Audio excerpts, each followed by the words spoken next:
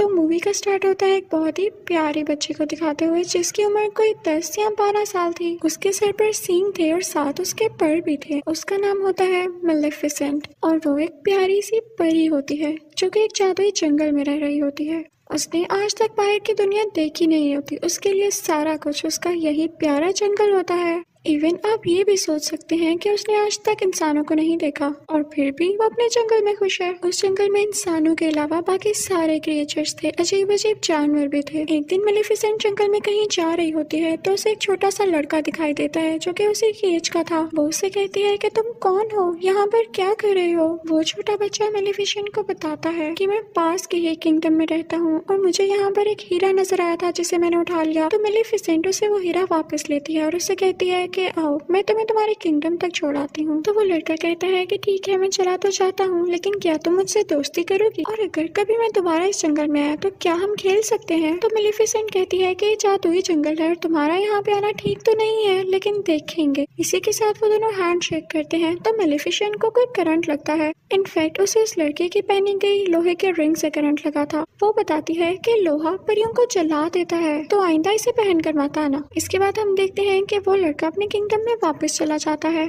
लेकिन जिस किंगडम से वो आया था वो किंगडम इस जंगल पे कब्जा करना चाहता था और इस लड़के के माँ बाप भी जिंदा नहीं थे। इसकी मेलेफिसेंट से काफी अच्छी दोस्ती हो चुकी थी और इनके दोनों के जहन में ये बात थी ही नहीं कि हम एक दूसरे के दुश्मन किंगडम से हैं। ये दोनों एक साथ खेलते रहे और इसी तरह कई साल गुजर गए। वो लड़का यहाँ आता रहता और मेलेफिसेंट और ये मिलके खेलते और अब ये दोनों बड़े हो चुके थे।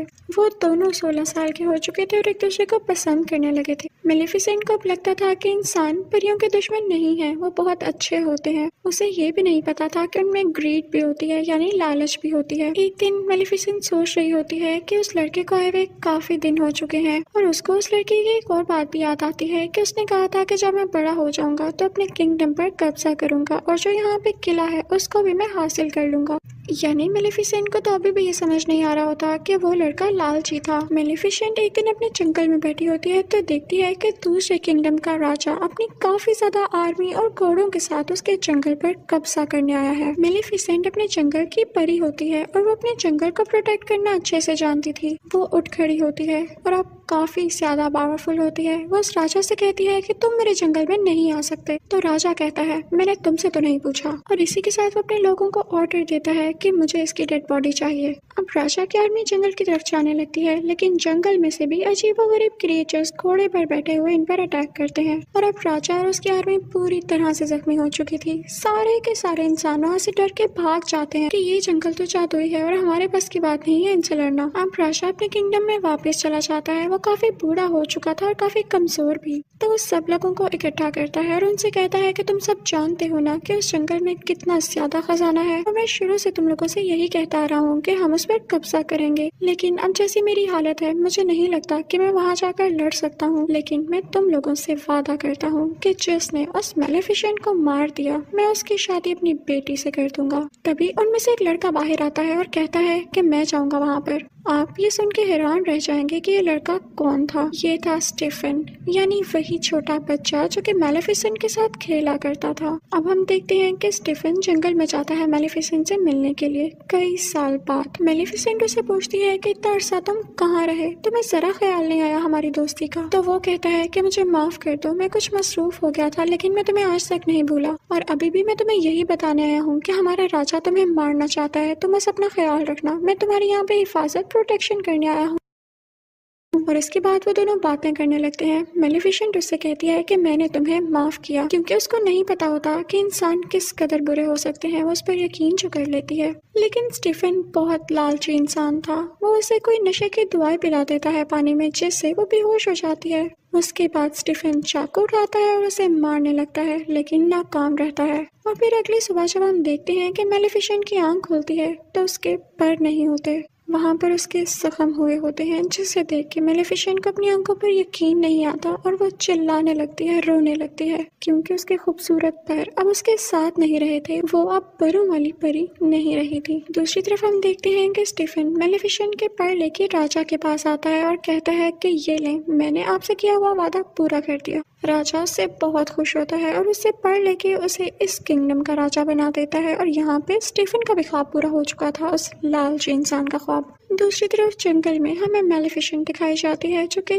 काफी उदास थी क्योंकि वो अब उड़ जो नहीं पाती थी। वो एक दिन जंगल में चलकर कहीं जा रही होती है कि देखती है कि एक शिकारी किसी कौवे को मारने वाला है। उसे ये सब चीजें बर्दाश्त नहीं होती थी, तो वो फौरन से उस कौवे को इंसान बना देती है और वो शिकारी बेचारा वहाँ से डर के भाग जाता है। वो कौवा जो कि अब इंसान बन चुका था उसके पास आता है और कहता है कि थैंक यू, लेकिन आपने ऐसा क्यों किया? तो मेलेफिसेंट कहती है कि मैं नहीं बता सकती, बस मेरे दिल में रहम आ गया। तो वो कौवा कहता है कि अब मैं आपकी सारी जिंदगी खिदमत करूंगा, आप जो मुझसे कहेंगे मैं आपकी हर बात मानूंगा। वो इंसान बनने पे काफी खुश होता है। तो मेलेफिसेंट भी इस बात से एग्री हो जाती है और उसका नाम डीएवल रखती है। हम डीएवल उसे इन्फॉर्मेशन ला कर देता था। मेलेफिसेंट को पता चलता है कि स्टीफन ने सिर्फ और सिर्फ राजा बनने की लालच में उसके पर काटे, तो उसे इंसानों से नफरत होने लगती है और उसका ट्रस्ट इंसानों पर से खत्म हो जाता है। फिर हम देखते हैं कि उस तरफ किंगडम में स्टीफन की राजा की बेटी के साथ शादी हो चुकी थी और अब उसकी एक बेटी भी पैदा होती है। वहाँ पे काफी ज्यादा सेलिब्रेशंस हो रही होती हैं और किसी को कुछ पता नहीं होता कि वहाँ पे कौन कौन आ रहा था, कितनी कितनी दूर से आ रहा था। और इसी चीज का फायदा उठाते हुए मेलेफिसेंट भी वहाँ पर जाती है और उसे विश करने लगती है। वो उस छोटी बेबी से कहने लगती है कि तुम बहुत प्यारी हो, लेकिन जैसे ही तुम 16 साल की होगी तुम्हारे हाथ में एक सुई चुभेगी, जिसके बाद तुम्हारी डेथ हो जाएगी, तुम्हारी मौत हो जाएगी।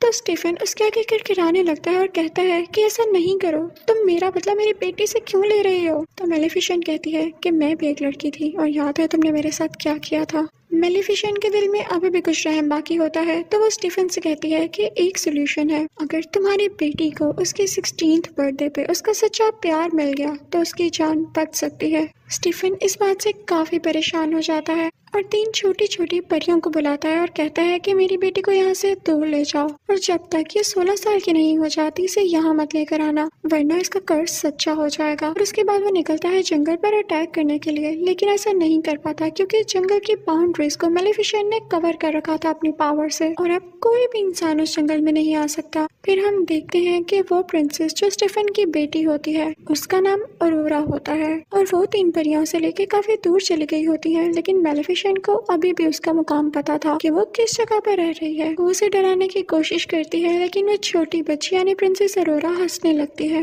और अब मेलेफिसेंट का दिल भी उसके लिए सॉफ्ट होने लगा था क्योंकि मेलेफिसेंट एक अच्छी परी थी, वो जालिम औरत नहीं थी। वो 3 परियां जो प्रिंसेस अरोरा की केयर करती थी काफी ज्यादा केयरलेस थी और अक्सर मेलेफिसेंट खुद प्रिंसेस अरोरा की जान बचाती थी, कभी पहाड़ से नीचे गिरने से, कभी दरख्त से गिरने से। वक्त के साथ साथ प्रिंसेस अरोरा बड़ी होने लगती है। अब प्रिंसेस अरोरा पूरे 15 साल की हो चुकी थी, यानी उसका कर्ज पूरा होने में सिर्फ 1 साल बचा था। अब वो 3 परियों से जिस जगह पर लेकर आई थी वो एक बाउंड्री के अंदर थी और उसके आसपास काफी ऊंची ऊंची लकड़ियां थी।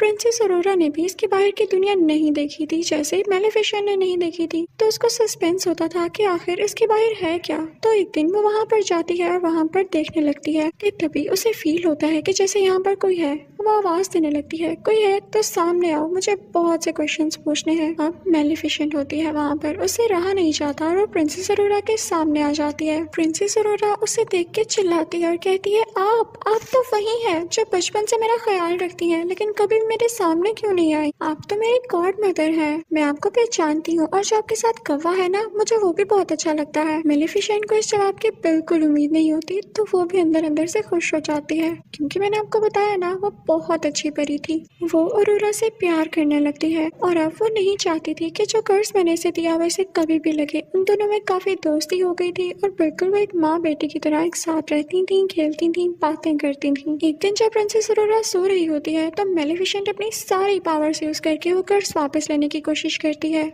लेकिन उसे पता चलता है कि इतने साल पहले दिया गया कर्ज अब वापस नहीं हो सकता, स्पेशली तब जब उसके कंप्लीट होने का टाइम बहुत करीब आ चुका हो। और इसी बात को तो लेके मेलेफिसेंट परेशान थी कि उसका 16वां बर्थडे आने ही वाला था, तो वो ये दुआ करती है कि जल्द ही इसे इसका सच्चा प्यार मिल जाए ताकि इसका ये कर्ज रिवर्स हो जाए। फिर उसके बाद हम देखते हैं कि सुबह हो जाती है और जंगल में प्रिंसेस अरोरा और मेलेफिसेंट बातें कर रहे होते हैं। प्रिंसेस अरोरा मेलेफिसेंट से पूछती है कि आपके पर कहाँ गए? सारी परियों के पर होते हैं, तो मेलेफिसेंट कहती है कि मेरे भी पर हुआ करते थे, लेकिन किसी इंसान ने उनको मुझसे छीन लिया। मैं उनके साथ बहुत खुश थी, मैं आसमान में बहुत ऊंचा उड़ा करती थी और मुझे वो काफी याद भी आते हैं। इसी के साथ मेलेफिसेंट रोने वाली हो जाती है तो प्रिंसेस अरोरा उसको चुप कराती है और कहती है कि आप परेशान ना हो, मेरा कल 16th बर्थडे है और देखिएगा मैं इजाजत देके उन परियों से आपके पास रहने आ जाऊंगी। आप अकेली नहीं है, मैं आपके साथ होंगी। लेकिन मेलेफिसेंट जानती थी कि ऐसा पॉसिबल नहीं होने वाला था जब तक कि उसे उसका सच्चा प्यार न मिल जाता, और एक दिन में ऐसा तो हो नहीं सकता था। प्रिंसेस अरोरा वहाँ से अपने घर जा रही होती है कि रास्ते में उसे एक लड़का दिखाई देता है जो कि काफी प्यारा था और उसी के जितना था। वो दोनों जैसे एक दूसरे की तरफ देखते हैं तो एक दूसरे को पसंद करने लगते हैं। खैर उसके बाद प्रिंसेस अरोरा वहाँ से अपने घर चली जाती है और उन तीनों परियों से कहती है कि मैं अब यहाँ से जाना चाहती हूँ। वो उनसे ये बात कर रही होती है कि मैं इस घर से दूर मेलेफिसेंट के पास जाना चाहती हूँ। तो परियों को लगता है कि शायद इसे इस बात का पता चल चुका है कि इसके पेरेंट्स अभी भी जिंदा है और ये किंगडम जाना चाहती है अपनी बर्थडे के बाद। वो तीनों परियां उसको सारा कुछ सच बता देती हैं कि क्या क्या हुआ, और एक इविल फेरी है जो कि तुम्हारी जान लेना चाहती है। वो उसे बताती है कि वो कोई और नहीं बल्कि मेलेफिसेंट है। और ये सुनकर प्रिंसेस अरोरा को अपने कानों पर यकीन नहीं आता।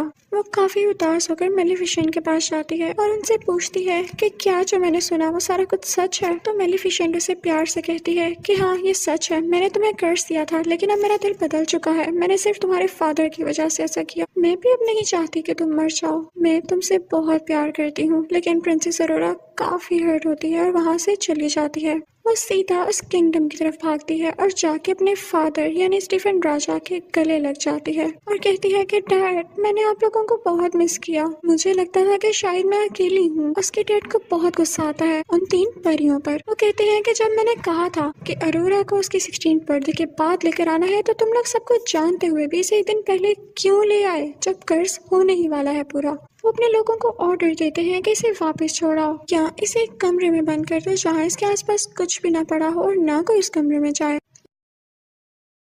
लेकिन वो राजा कर्ज को रोक थोड़ी सकता था। तो जैसे ही प्रिंसेस अरोरा का 16th बर्थडे आता है तो कर्ज के असर में प्रिंसेस अरोरा खुद ब खुद उस जगह पर चली जाती है जहाँ पर स्पिनिंग व्हील्स पड़े होते हैं और उन पर सुइयां लगी होती हैं। वो कर्ज की वजह से उस सुई को अपने आप ही टच कर लेती है और फिर बेहोश हो जाती है, गहरी नींद में चली जाती है। राजा बहुत परेशान होता है क्योंकि अब उसकी बेटी गहरी नींद में जा चुकी थी और कभी भी उठने वाली नहीं थी। उधर मेलेफिसेंट को भी काफी दुख हो रहा होता है तो उस लड़के को बुलाती है जो कि प्रिंसेस अरोरा को उस दिन रास्ते में मिला। उसे लगता है कि हो सकता है कि ये दोनों एक दूसरे को पसंद करने लगे हों और अगर ये प्रिंसेस अरोरा को मिल जाए तो प्रिंसेस अरोरा जाग जाए। तो मेलेफिसेंट उस लड़के को लेके वहाँ पर जाती है जहाँ पर प्रिंसेस अरोरा सो रही होती है। उसी दौरान वहाँ पर वो मौजूद जो परी होती है जो प्रिंसेस अरोरा का ख्याल रखा करती थी, वो राजा से कहती है कि आप प्रिंसेस अरोरा के फादर हैं, आप उसके माथे पर चूमे, हो सकता है कि वो जाग जाए, हो सकता है आप ही उसका सच्चा प्यार हो। तो किंग स्टीफन कहता है कि नहीं, मैं कभी किसी का सच्चा प्यार नहीं हो सकता, मैंने मेलेफिसेंट को धोखा दिया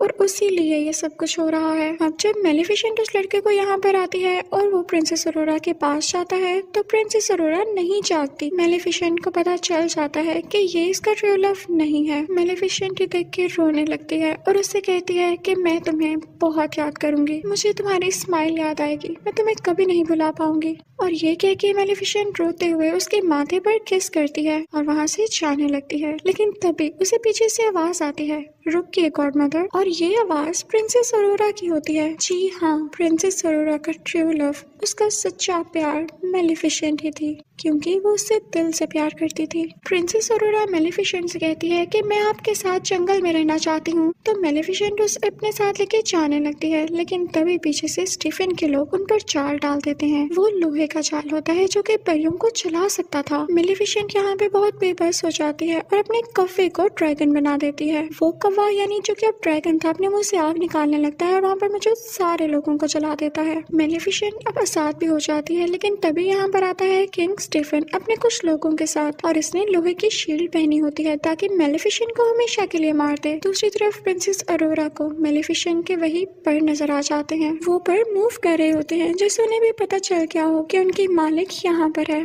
प्रिंसेस अरोरा उन परों को आजाद कर देती है और वह खुद ब खुद मेलेफिसेंट के साथ जाके लग जाते हैं। मेलेफिसेंट दोबारा से उड़ने लगती है और स्टीफन को अपने साथ उड़ा लेती है। लेकिन उसे बिल्डिंग से नीचे नहीं गिराती। स्टीफन उस पर अटैक करने लगता है, जिसकी वजह से वो दोनों ही बिल्डिंग से नीचे गिरने लगते हैं, यानी कैसल से। स्टीफन ने मेलेफिसेंट के पैरों को पकड़ा होता है ताकि वो उड़ न सके, लेकिन जैसे ही वो लोग जमीन पर गिरने वाले होते हैं, मेलेफिसेंट अपने पैर खोल लेती है और उड़ जाती है। लेकिन इस वजह से स्टीफन जमीन पर गिरकर मर जाता है। यानी अब ये लालची आदमी इस दुनिया में नहीं रहा था, सब कुछ ठीक हो चुका था। अगली सुबह हम देखते हैं कि मेलेफिसेंट उन सब बाउंड्रीज को हटा देती है जो उसने जंगल के गिर्द बनाई हुई थी।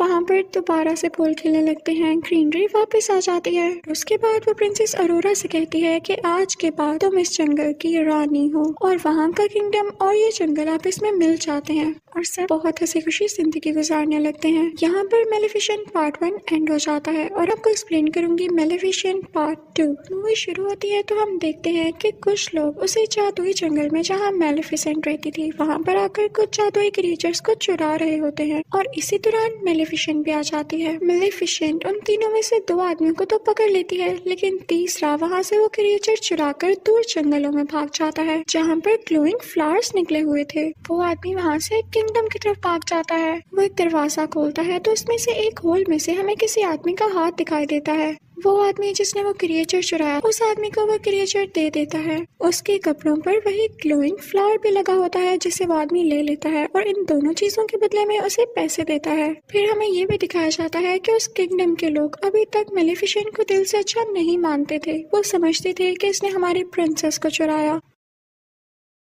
और ये हमेशा से प्रिंसेस अरोरा को मारना चाहती थी। अब सीन चेंज होता है और हम प्रिंसेस अरोरा को जंगल में काफी खुश देखते हैं। वो वहाँ की रानी जो बन चुकी थी और डिफरेंट क्रिएचर्स के साथ डांस कर रही थी। सब लोग उसके पास अपने अपने मसले लेकर आते थे। उसे बताया जाता है कि यहाँ से क्रिएचर गायब हो गई है, वही क्रिएचर जो कि वो आदमी चुरा कर भागा था। तो ये सुन के प्रिंसेस अरोरा काफी परेशान हो जाती है। तो वहाँ पे वही छोटी हाइट वाली 3 परियां आती हैं और उसे खुश करने लगती हैं। उसका क्राउन लेके भागने लगती हैं ताकि वो भी उसके पीछे पीछे आए। और प्रिंसेस अरोरा जैसे ही नीचे जाती है तो उसे कौन दिखाई देता है भला? वही लड़का जो कि मूवी यानी मेलेफिसेंट पार्ट 1 के एंड पे उसके पास आया था, लेकिन तब तक उसका ट्रू लव नहीं था। वो भी एक प्रिंस था और उसका नाम था प्रिंस फिलिप। वो काफी अरसे से प्रिंसेस अरोरा को पसंद करता था और यहाँ पर फाइनली वो उसे प्रपोज कर देता है, जिसे सुनकर प्रिंसेस अरोरा भी काफी खुश होती है क्योंकि वो भी उसे कहीं ना कहीं पसंद करती थी। ये सब कुछ मेलेफिसेंट का कौवा यानी डेवियल भी देख रहा होता है। वो जाके सब कुछ मेलेफिसेंट को बताता है। तो मेलेफिसेंट वहाँ से उड़कर प्रिंसेस अरोरा से बात करने आती है और दूसरी तरफ वो प्रिंस फिलिप भी अपने पेरेंट्स को बताने के लिए जाता है कि मुझे एक लड़की पसंद आ चुकी है।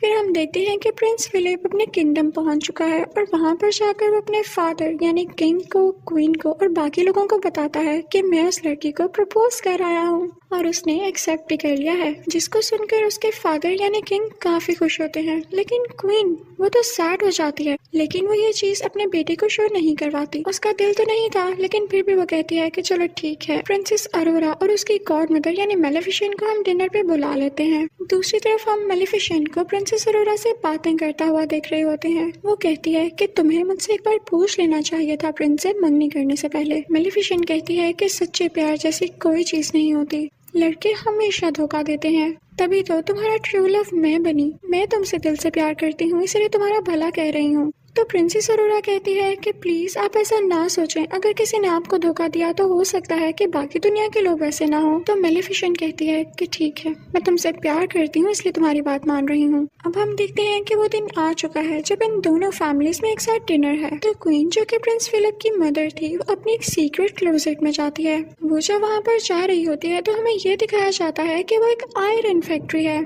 वो क्वीन जब वहाँ से गुजर रही होती है तो हमें ये भी दिखाया जाता है कि वहाँ पर वही ग्लोइंग फ्लावर होता है और उसी के साथ वो क्रिएचर भी होती है जो कि एक आदमी ने चुराया था। और वो क्वीन जाके उस आदमी से कहती है कि जल्दी अपना काम पूरा करो, वक्त बहुत कम है। और तभी वहाँ पर हम स्पिनिंग व्हील को भी देखते हैं जिस पर सेम सुई लगी होती है। ये सीन था ना काफी मिस्टीरियस कि हमें उस क्वीन के प्लान्स के बारे में कुछ नहीं पता चल पाता। और फिर यहाँ पे सीन चेंज हो जाता है। अब दूसरी तरफ जंगल में मेलेफिसेंट, उसका कौवा जो कि इंसान की शक्ल में ही था, और प्रिंसेस अरोरा डिनर पर जाने के लिए तैयार हो जाते हैं। काफी प्यारी लग रही होती है प्रिंसेस अरोरा। मेलेफिसेंट जैसे ही उस किंगडम में पाँव रखती है तो सारे लोग उसे डर के छुपने लगते हैं और कुछ लोग तो अपने वेपन्स भी निकाल लाते हैं। उनको ये लग रहा होता है कि मेलिफिसेंट एक बुरी चुड़ैल है, लेकिन मेलिफिसेंट इन सबको एंजॉय कर रही होती है और उन्हें कुछ भी नहीं कहती, बस मुस्कुराती रहती है। अब हम देखते हैं कि वो तीनों अंदर पहुंच चुके होते हैं, यानी महल के अंदर किंग और क्वीन के पास, और अब डिनर होता है स्टार्ट। क्वीन मुसलसल मेलिफिसेंट को खुश करने की बजाय या उसे अच्छी बातें करने की बजाय उसका पुराना वक्त उसे याद दिलाती है कि तुम ही थी ना जिसने इस बेचारे प्रिंसेस को कर्ज दिया था। उसकी बातें बिल्कुल भी अच्छी नहीं लग रही होती और वो मेलिफिसेंट को ये भी कहती है कि तुमने तो इंसानों को भी मारा था, याद है? तो मेलिफिसेंट क्वीन से कहती है कि आपके किंगडम के भी कुछ लोग मेरे जंगल में आए थे और मेरे क्रिएचर चुरा कर भाग गए। उनमें लड़ाई बढ़ने लगती है। तो क्वीन अपनी बीवी यानी क्वीन से कहता है कि खामोश हो जाओ, कैसी बातें कर रही हो। और दूसरी तरफ प्रिंसेस अरोरा मेलिफिसेंट से कहती है कि प्लीज आप इजी रहें, लेकिन क्वीन फिर भी पास नहीं आती और अजीब अजीब बातें करने लगती है। वो कहती है कि अगर मेरे बेटे की और प्रिंसेस अरोरा की शादी हो गई तो इसकी असली मदर कौन होगी। ये सुनकर मेलिफिसेंट को काफी दुख होता है, क्योंकि वो खुद को ही प्रिंसेस अरोरा की असल मदर मानने लगी थी। वो अपने पर फैलाती है और एक ग्रीन एनर्जी बाहर निकालती है जिससे सब दूर जाकर गिरते हैं।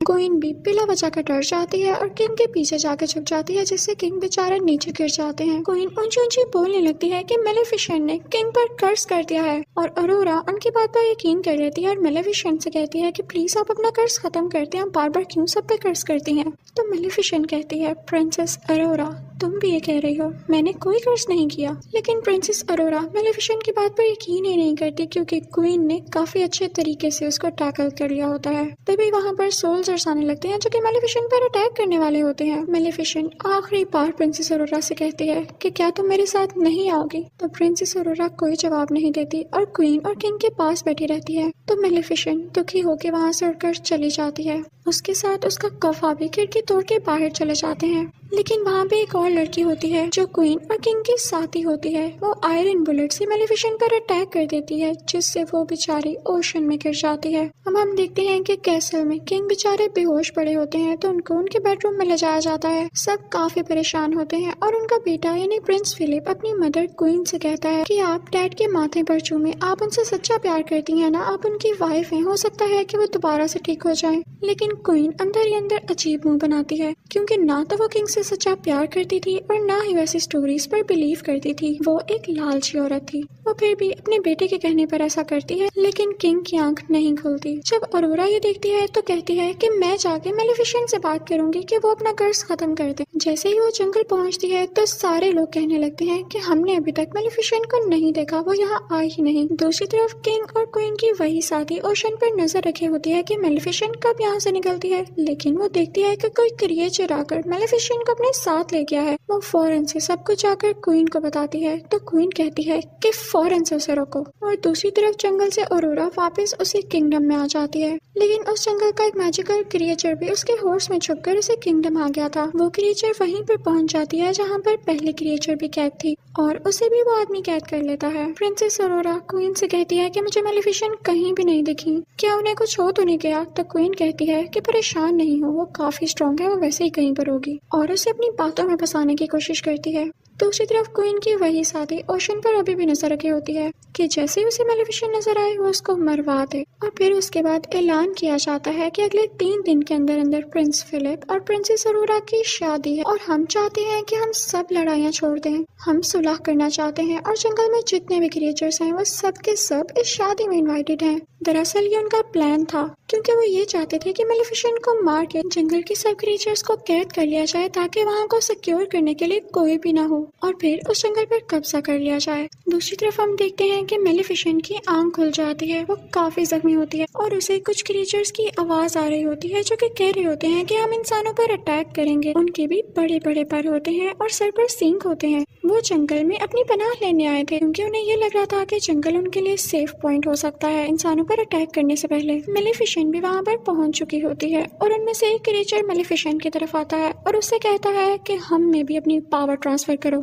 इंसानों को कैसे हराया जा सकता है हमें भी बताओ। लेकिन मेलिफिसेंट उसे दूर फेंकती है। उन क्रिएचर्स के हेड का नाम बोरा होता है। वो जब देखता है कि मेलिफिसेंट में इतनी पावर है कि किसी को भी इतनी दूर उड़ा के फेंक सकती है तो वो काफी खुश होता है कि अब हमें इसको टैकल करने में काफी आसानी होगी। अब बोरा का साथी मेलिफिसेंट को अपने साथ लेके केव में आ जाता है और उसे बताता है कि यहाँ पे बुरी और अच्छी फेरीज एक साथ रहा करती थी। क्योंकि इंसान उन्हें हंट करने लगे थे, इस वजह से उन्हें एक साथ रहना पड़ा। फिर वो एक स्ट्रक्चर के पास आता है जो कि वहाँ पे स्टिल था, कोई मूवमेंट नहीं कर रहा था। तो बोरा का साथी उसे बताता है कि मेलिफिसेंट, तुम इन्हीं की औलाद में से हो, तुम आखिरी पावरफुल और अच्छी परी बची हो। वो आदमी मेलिफिसेंट को बताता है कि तुम बहुत पावरफुल हो और जल्द ही तुम एक ऐसी स्टेज पे पहुंचोगी जिससे तुम दुनिया की सबसे ज्यादा ताकतवर परी बन जाओगी। लेकिन वो आखिरी स्टेज तुम अभी पार नहीं कर पाई और वो है प्रिंसेस अरोरा को माफ करना, क्योंकि सारी जिंदगी तुमने उससे मोहब्बत की है, उसे प्यार किया है और इसके लिए बहुत करेज चाहिए कि आप किसी को दिल से माफ कर दें। और जो किसी को दिल से माफ कर देता है वही इस दुनिया का सबसे ताकतवर इंसान होता है। तो मेलिफिसेंट कहती है कि नहीं, मैं उसे माफ नहीं कर सकती, मैंने उसे हमेशा प्यार किया लेकिन उसने मुझे धोखा दिया। तभी वहाँ पर बोरा भी आ जाता है और बताता है कि प्रिंस फिलिप और प्रिंसेस अरोरा की शादी हो रही है और ये हमारे पास अच्छा मौका है उन पर अटैक करने के लिए।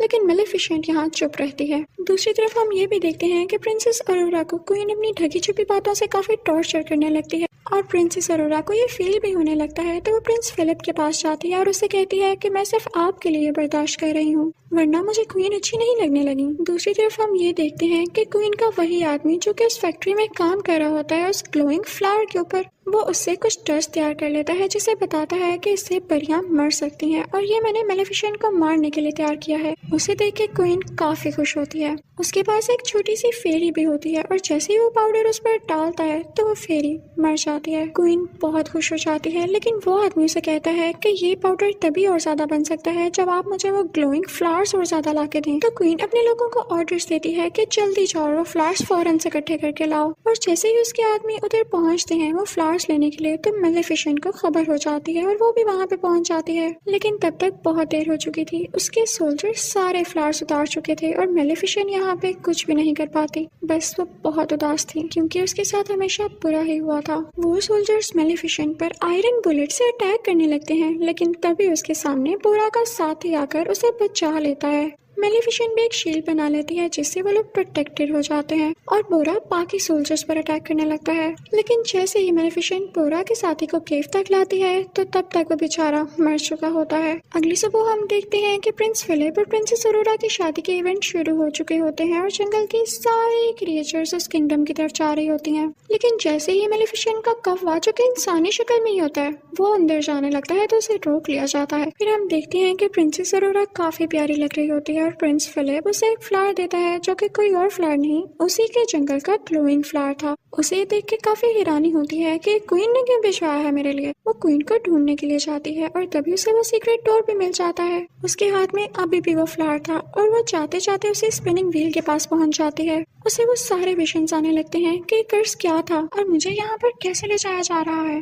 वो वहाँ पर देखती है कि 2 फेरीज भी कहते हैं वही क्रिएचर जिसे 7 महीने कैद किया था। वो उनको छुड़ाने ही लगती है लेकिन वो आदमी उसे रोक लेता है। तभी वहाँ पर क्वीन आ जाती है और वो प्रिंसेस अरोरा से कहती है कि मेरा किंगडम पहले उस जंगल के करीब हुआ करता था, लेकिन इन सब क्रिएचर्स और मेलिफिसेंट के एंसेस्टर्स ने, यानी उसके बड़ों ने मिलकर मेरे किंगडम को नुकसान पहुंचा दिया और मेरे फादर मारे गए। लेकिन जब मेरा भाई भी वहाँ सुलह करने के लिए गया तो उस जंगल के क्रिएचर्स ने मेरे भाई को भी मार दिया और जब मैं अकेली बच गई तो मुझे किंग से शादी करना पड़ी, जो कि अब मेरा हस्बैंड है, लेकिन मैं उससे प्यार नहीं करती। तो क्वीन कहती है कि मैं तुम सबसे बदला लेकर रहूंगी। क्वीन सोल्जर्स को ऑर्डर देती है कि प्रिंसेस अरोरा को एक रूम में कैद कर दिया जाए और ऐसा ही होता है। और फिर उन क्रिएचर्स को भी एक रूम में बंद कर दिया जाता है और फिर उन पर वही पाउडर छिड़का जाता है जो कि 7 महीने तैयार किया था, जिसकी वजह से सारे क्रिएचर्स बेचारे वीक होने लगते हैं। जिस रूम में अरोरा होती है वहाँ पर उसका वेडिंग ड्रेस होता है और वो उसे फाड़ कर काफी लंबी सी रस्सी में बदल देती है और कैसल से नीचे जाने की कोशिश करती है। लेकिन तभी वहाँ पर सोल्जर्स आते हैं और प्रिंसेस अरोरा खुद को रूम में ही बंद कर लेती है। मेलिफिसेंट का कौवा भी, जो कि इंसानी रूप में ही होता है, कैसल के अंदर आ जाता है और दूसरी तरफ प्रिंस फिलिप अपने बीमार फादर के पास बैठा होता है और उसे ये सब कुछ नहीं पता होता। अब क्वीन अपनी कैसल की छत पर होती है और वो इस जंगल की तरफ काफी बॉम्ब्स फेंक रही होती है। दूसरी तरफ बोरा भी अपने लोगों के साथ इस किंगडम पर अटैक करने के लिए आ रहा होता है। दूसरी तरफ अरोरा मौका पाके उसी ड्रेस से लटकते हुए नीचे आ जाती है किंग के रूम में, जहाँ पे प्रिंस फिलिप भी होता है। वो उसे सब कुछ बताती है कि क्वीन ने मेरे साथ क्या किया और मेलेफिसेंट ने आपके फादर को कर्स नहीं दिया बल्कि आपकी मदर नहीं दिया है, जिसे सुनकर प्रिंस फिलिप काफी हैरान होता है। और दूसरी तरफ हम देखते हैं कि बोरा और उसके साथी किंगडम पर अटैक करने आ रहे होते हैं, लेकिन उन पर मुसलसल आगे से अटैक कर रहे होते हैं किंगडम वाले और उनमें से कुछ लोगों को पकड़ भी लेते हैं। प्रिंसेस अरोरा को मेलेफिसेंट का वही कौवा दिखाई देता है जो कि इंसान ही बना हुआ था। वो उससे कहती है कि हमें लोगों की जान बचाने के लिए यहाँ की चर्च का दरवाजा खोलना होगा और वो दोनों मिलकर दरवाजा खोलने लगते हैं। वहाँ पर जाकर वो सारे क्रिएचर्स को बचा लेते हैं और वहाँ पर मौजूद छोटी छोटी फेरीज उन सुराखों में फूल भर देती हैं जहाँ से पाउडर निकल रहा था और अब वो डस्ट पाउडर वहाँ से बाहर नहीं निकलता और ना ही किसी क्रिएचर को नुकसान पहुँचाता है। और जब क्वीन की वो साथी लड़की जो कि पाउडर गिरा रही होती है उनको ठीक करने जाती है तो वहीं से खुद ही नीचे गिर जाती है। प्रिंस फिलिप अपनी मदर यानी क्वीन को समझाने जाता है, लेकिन क्वीन सोल्जर से कहती है कि इसको पकड़ लो, लेकिन प्रिंस फिलिप उसी से पहले कैसल से नीचे जंप लगा देता है। वहाँ पर प्रिंसेस अरोरा और मेलेफिसेंट के कौवे को भी पकड़ लिया जाता है, लेकिन तभी वहाँ पर आती है मेलेफिसेंट और अपने कौवे को एक बड़े से बियर में तब्दील कर देती है और वो बियर चर्च का दरवाजा खोल के सब क्रिएचर्स को आजाद कर देता है। मेलेफिसेंट बाकी लोगों पर अटैक करने लगती है और अपने लोगों को बचाने लगती है। तभी वहाँ पर बोरा भी आ जाता है और क्वीन के सोल्जर से लड़ने लगता है, लेकिन फिलिप उसे आके रोकता है और कहता है कि ये हमारे जनरल हैं, इसे कुछ मत कहना। तो बोरा वहाँ से चला जाता है। जब जनरल ये देखता है कि इसने मुझे नहीं मारा तो उसे पता चल जाता है कि असली सालिम कौन है, यानी क्वीन असली सालिम है। दूसरी तरफ मेलेफिसेंट रूफ टॉप पर आती है उसी क्वीन के पास, लेकिन प्रिंसेस अरोरा के पास आती है मेलेफिसेंट के और उससे कहती है कि प्लीज क्वीन को मत मारे वरना सब लोग वाकई समझेंगे कि आप सालिम थी। लेकिन मेलेफिसेंट कहती है कि नहीं अरोरा, पीछे हट जाओ, मुझे तुम्हारी कोई बात नहीं सुननी। तो अरोरा रोते हुए कहती है कि मदर ऐसा ना करें। और जब मेलेफिसेंट उसके मुंह से मदर लव सुनती है तो उसका दिल काफी सॉफ्ट हो जाता है और उसके दिल में इमोशंस आने लगते हैं। और जब वो दोनों एक दूसरे को ऐसे देख रहे होते हैं तो जाहिर है क्वीन को मौका मिल जाता है उन पर अटैक करने के लिए। तो वो वही डस्ट पाउडर प्रिंसेस अरोरा की तरफ फेंकती है, लेकिन मेलेफिसेंट उसके सामने आकर प्रिंसेस अरोरा की जान बचा लेती है। और जैसे ही मेलेफिसेंट को एरो लगता है वो एशेस में बदलने लगती है और प्रिंसेस अरोरा बहुत ज्यादा रोने लगती है। क्वीन ये देख के काफी खुश हो जाती है और ऐलान करती है कि अब तुम लोगों की मेलेफिसेंट नहीं रही और अब मैं पूरी जगह पर कब्जा करने वाली हूँ। लेकिन तभी हम देखते हैं कि प्रिंसेस अरोरा के आंसू मेलेफिसेंट के एशेस पर गिरते हैं और मेलेफिसेंट फिर से जिंदा हो जाती है। उसके बड़े बड़े पर आ जाते हैं। क्वीन को बहुत गुस्सा आता है। वो प्रिंसेस अरोरा को कैसल से नीचे धक्का दे देती है और मेलेफिसेंट उसे बचा लेती है। प्रिंस फिलिप को भी अपनी मदर के बारे में सब कुछ पता चल चुका था, इसलिए वो भी मेलेफिसेंट के पास आ जाता है और मेलेफिसेंट मान जाती है प्रिंसेस अरोरा और प्रिंस फिलिप की शादी के लिए। तभी मेलेफिसेंट के पास वो छोटा आदमी भी आता है जिसने उसके क्रिएचर्स को कैद किया हुआ था। वो उसके क्रिएचर्स छोड़ देता है और उसे वही सुई देता है जिसकी वजह से वो कर्स फैला। अब सबको पता चल जाता है कि कर्स फैलाने वाली असली क्वीन ही थी। अब किंग भी जाग चुका था और क्वीन को बोरा के लोग पकड़ लेते हैं और उसे फेंकते हैं। मेलेफिसेंट उसे कोर्ट में बदल देती है और वहाँ की सारी जगह को फूलों से सजा देती है और फिर वो बोरा से कहती है कि तुम लोग अच्छे क्रिएचर्स हो, तुम हमारे साथ रह सकते हो। और फिर उसके बाद वो अरोरा को वेडिंग ड्रेस पहनाती है और वो ऐलान करती है कि हम सारे मिलकर रहेंगे एक यूनियन में। और उसके बाद प्रिंस फिलिप की और प्रिंसेस अरोरा की शादी हो जाती है। किंग भी काफी खुश होता है और सारे क्रिएचर्स सारे लोग उनके लिए क्लैपिंग कर रहे होते हैं और यहाँ पर दोनों किंगडम्स मिल जाते हैं और हंसी खुशी रहने लगते हैं। और फिर मेलेफिसेंट प्रिंसेस अरोरा और प्रिंस फिलिप से कहती है कि अब मैं तब दोबारा यहाँ पर आऊंगी जब तुम लोगों का क्यूट सा बेबी होगा। और फिर मेलेफिसेंट यहाँ से चली जाती है और सब कुछ पीसफुल हो जाता है। यहीं पर यह मूवी यानी मेलेफिसेंट पार्ट 2 भी खत्म हो जाता है। Thank you for watching. Good bye.